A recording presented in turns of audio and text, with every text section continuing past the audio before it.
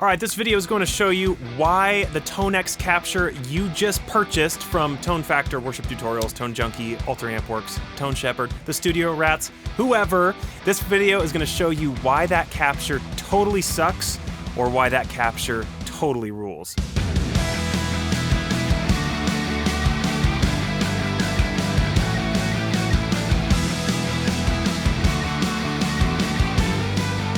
This is such an important conversation to have regarding the TONEX.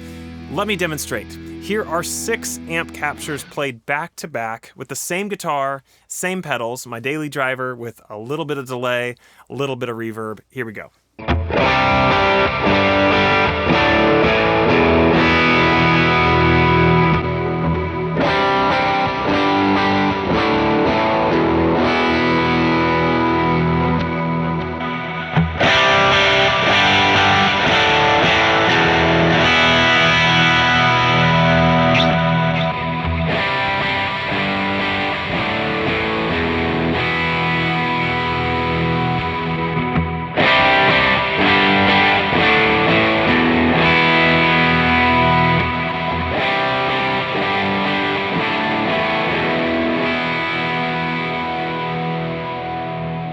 Now, obviously, some of those sounded great, and some of them sounded like trash.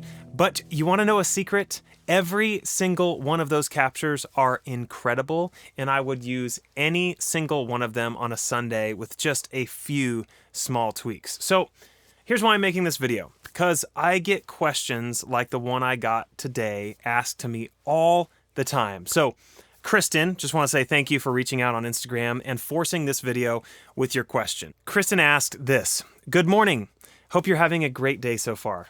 I am, Kristen. Thank you. She asked, "I was curious how you set your gain staging with the TONEX." Great question. I find that I have to change my input trim quite a bit depending on what drive I'm using. I'm trying to get into stacking drives more, but I still haven't found a good gain and input trim level to make this work for multiple drives together. Yes. So many good questions in here, and there's an underlying thread in this question, and in so many of the questions I get all the time, that I just had to pause what I was doing today and make a video on this topic, studio mess and all, right? Because there are 3 reasons why your captures either sound like heaven or Gehenna, and they are, in order, number 1, gain staging, number 2, gain staging, number 3, gain staging. Now, yes, of course I'm oversimplifying. Disarm your thumbs for the snarky comment you're about to leave. Yes, the EQ of the amp, the mic position, the mic type, the speaker that was chosen, the way the amp was set. Yes, duh, all of that contributes to what you like and what you don't like in an amp. But I think here's my opinion. The number 1 reason you don't bond with the amp capture you're testing is because you haven't done the due diligence of regain staging your entire pedal board around that capture. Now, Kristen, please know that what I'm about to say is not at all about you specifically, but I'm just talking about the culture and the era that we live in around this concept of modeling and capturing, okay? I think in some ways with modeling and capturing, we've gotten so lazy and entitled, right? We're like, give me amazing tone and give it to me now. Like, remember back in the day, you'd buy an amplifier and you'd have to spend hours and hours over weeks and months like finding just the right sweet spots, and you'd tweak the treble but then find it too bright, and so you'd have to back off the treble and use the cut instead, and if that didn't work, you'd increase the treble but move the mic further towards the edge of the cone, blah blah blah. But most importantly, you didn't buy an amp, plug in your pedal board, and then sell the amp the minute an unpleasing tone came out of the amp. You know what I'm saying? No. You'd tweak the amp to the very best of your ability, and then you'd carefully adjust your pedals to make the amp sound the best it possibly could. And I think that's one issue. We want the amp to make our pedals sound good. But that's backwards. Our pedals, especially our overdrives, are really designed to make our amp sing, not the other way around. And so what I believe is happening, because of the huge blessing and curse, let's just call it, of option gluttony, right? Especially now with TONEX and Kemper and Fractal and Helix, we have access to the most amazing amps in the world. Like, with the click of a button, you can have access to a Dumble amp worth like $500,000 or whatever, right? Like, you can have a 64 AC30, you can have a Samson era DC30, you can have a 65 Fender Deluxe Reverb. Like, who in the real world owns all of these amps and then just plugs their pedal board into each one and just moves on to the next amp if they didn't like the sound? No one does that. Okay, I'm done. I'm done ranting. I'm done, okay? Here is the solution. At the very least, when you're testing out different amp captures from the wonderful wide web of tone, you need to give that capture the respect it deserves and be willing to readjust the gain stage and tonality, like the tone knobs on your drive pedals and your reverbs. Like, you need to give it the respect it deserves and redo your entire board around that amp as if you were actually doing it to a real amp. And so I just have a few tips on how to do that, right? So let's go through them. Number one, input trim. You need to test the capture with your number one guitar straight into the amp. No effects, no overdrives, no compressors, just a guitar into the amp, in this case the TONEX, right? Now, here's where a couple things come into play.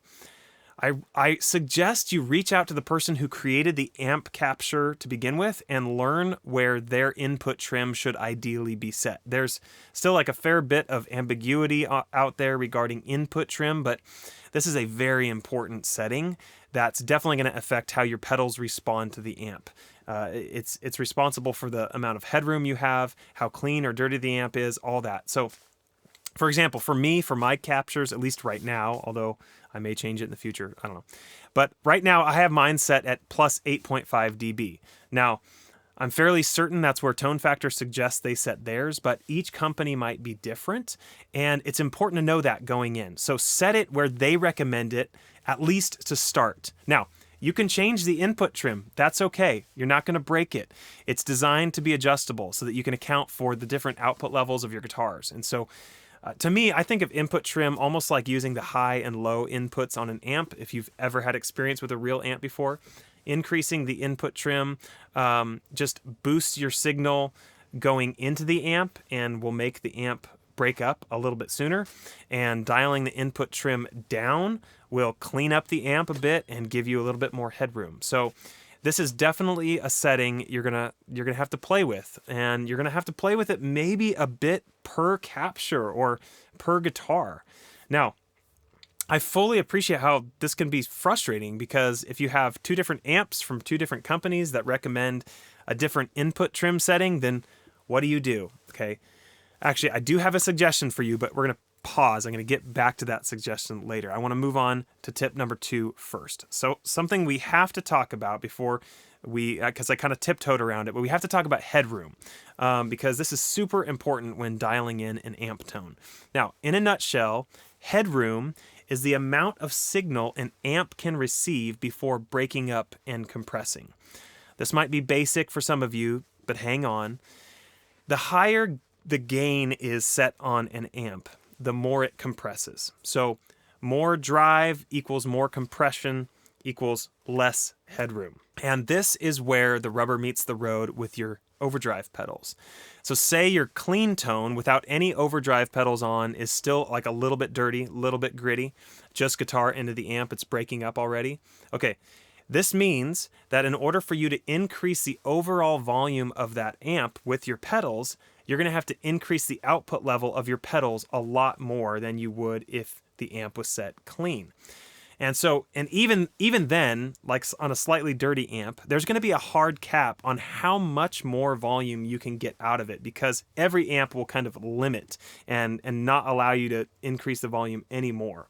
And so there will be a spot where you won't hear any more volume increase no matter how much volume you feed the amp. It will only get more distorted, but again, not any louder.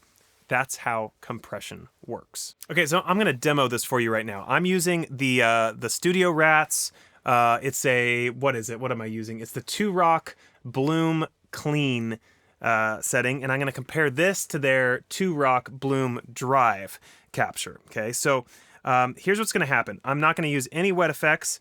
There's a lot going on my board, but just trust me, my compressor's off, my always-on pedals are off. All I'm doing is guitar into the TONEXs, and this is that sound.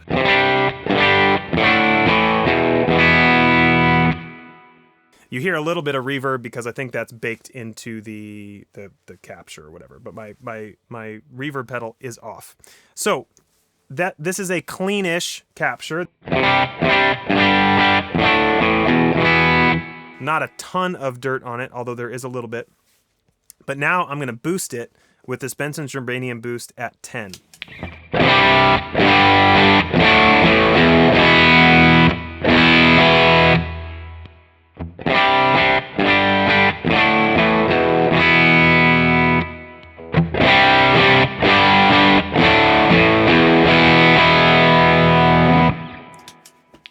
Now, so you noticed on the meter there how the volume did increase a couple dB when I was using that boost. Now let's move to the dirty capture and see what happens when we turn the Germanium boost on and off.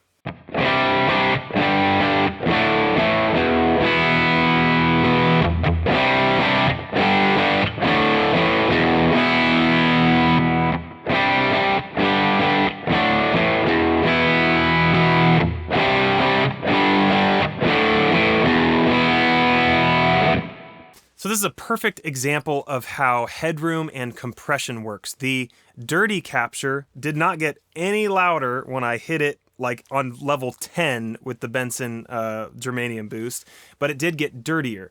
Now the clean capture both got dirtier and got louder, and so that's how you can hear compression at work. Now, a side note, but important note about headroom. Headroom will absolutely affect how your wet effects sound and how they feel. The more headroom you have, the more your delays and reverb will poke through. The less headroom you have, the more squashed and hidden your delays will sound, because the level of your delays and reverb are actually contributing to the breakup of the amp. Now, I'm obviously assuming that you have your wet effects in front of your amp, like I do. If you have your wet effects after your amps, that's a different story altogether. The delays and reverbs are not compressed by the amp at all, which makes them much more apparent and clean and pure sounding. Which is better, which is worse, that's a discussion for a different video. But just know the amount of headroom will not only affect how you set your drives, but also how you set your wet effects as well. All right, so moving on, big tip number 3, the right capture. So because of this compression headroom reality, it's important to find the right capture that gives you the right amount of headroom that you are looking for. And there are a couple ways to go about this.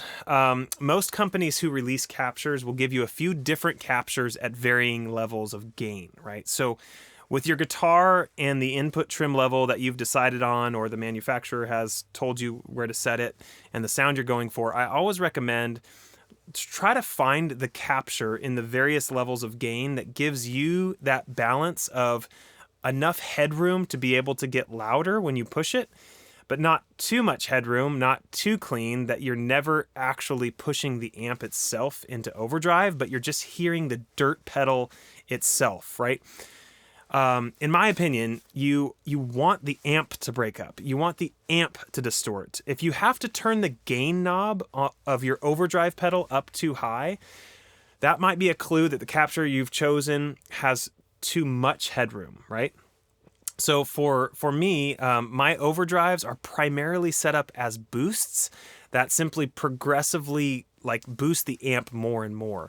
The exceptions to that are something like a fuzz, or maybe even my Kilt on the red mode, like if I'm going for more of a distortion tone than an overdrive tone. But for the most part, I am looking for my overdrives to push my amp into drive instead of relying on the gain nature of that pedal itself. Okay, so number 1, again, try to find the capture that naturally has the right amount of headroom for you, but as others have suggested, I think Bradford from Worship Tutorials has suggested in the past, especially with their captures, you also can choose to start with a dirtier capture and then turn down the gain on the TONEX pedal. a little bit. And so don't be afraid to experiment with the gain knob on the TONEX. It can really help you get the headroom where you want it. All right, so big tip number 4, gain staging. So after you've adjusted your input trim, after you've determined how much headroom you want, after you've found the right capture that you feel gives you the best starting point for your bass tone, then dial in your effects around that, okay? Again, don't try to make your amp work with your effects. Make your effects work with your amp. Now, this part is a little subjective, but for me, I have a clean tone that has just a little bit of hair on it when I'm doing chords, but stays pretty clean when doing the single note stuff. Let me show you.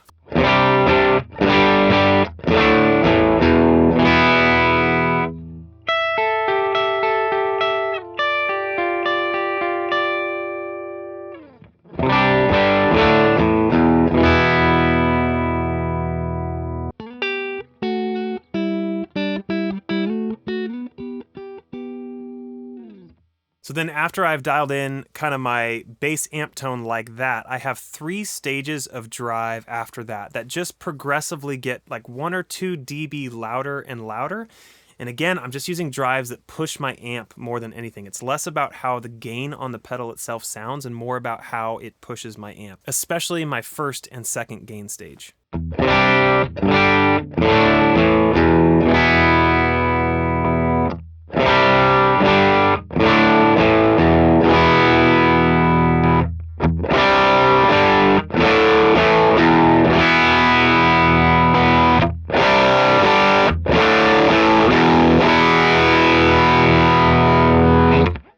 Now, I'm not a huge fan of stacking my overdrive, so I won't put the daily driver with the Benson Preamp, for example, but I am a fan of boosting my drives with something like the Benson Germanium Boost. I feel like giving each overdrive pedal their own space, their own responsibility is just a little bit easier for me to manage. But I know people who love to stack their overdrives. That's subjective, so that's up to you. But for me, again, I've just found that kind of giving each pedal its own space allows me to kind of pick the pedal that I really want and that I really like the character of for each stage, and then set that pedal exactly the way I want it. When you start stacking stuff, especially when you get into stacking pedals with different amp captures, I think there just starts to be too many variables in how your sound translates. And so each pedal having their own role is kind of the easiest way for me. So tip number 5, always on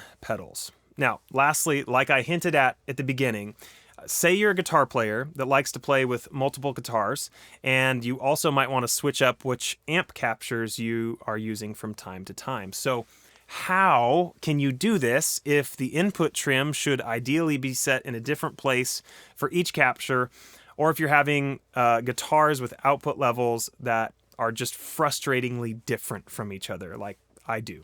And this is where having some always on pedals can help a ton. I'm a huge fan of always on pedals and use them all the time to shape my EQ as well as my signal level, either coming into or out of my drives. I do this in 2 ways. Number 1, my compressor. The one pedal that I always have on at the very beginning of my chain is a compressor. And I can use this obviously to create consistency in the notes I'm playing and sustain, but I can also use it to adjust the output level to be able to adjust between, say, my Duesenberg, which is my hottest guitar, to my Gretsch, which is my weakest guitar, at least pickup wise. So let me show you how I can do that just by tweaking some settings on the compressor.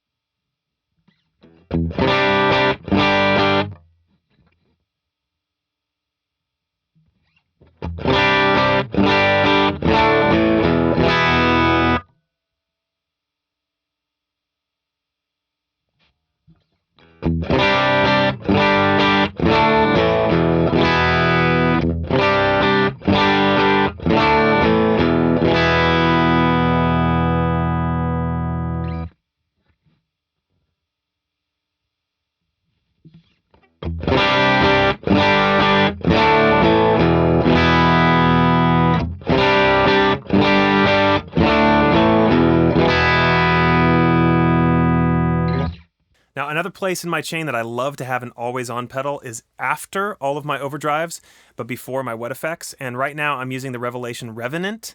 And for me, it's really just an EQ. I don't have it set to add any gain or volume, but it just gives me a simple 3-band EQ that I can use to tailor my sound between guitars, especially, for example, between the Duesenberg and the Jazzmaster. And I'll show you that right now too.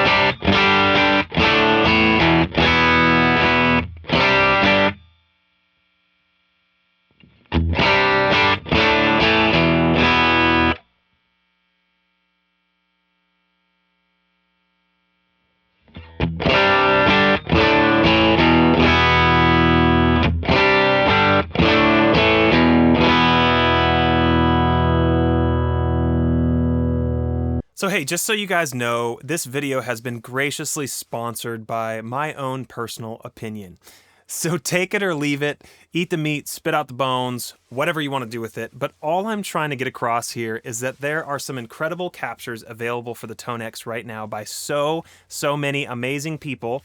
So just remember that as you're trying out different captures, give each one the time and intentionality they deserve, as you would a real amp. But I just hope you walk away with this being a bit more confident in how to adapt your gear to the specific amp you're using so that you can get the best possible tone with what you got. Okay, so that's pretty much all I got, but please leave a comment and correct me if I need to be corrected on any of the details that I shared, or just say hello.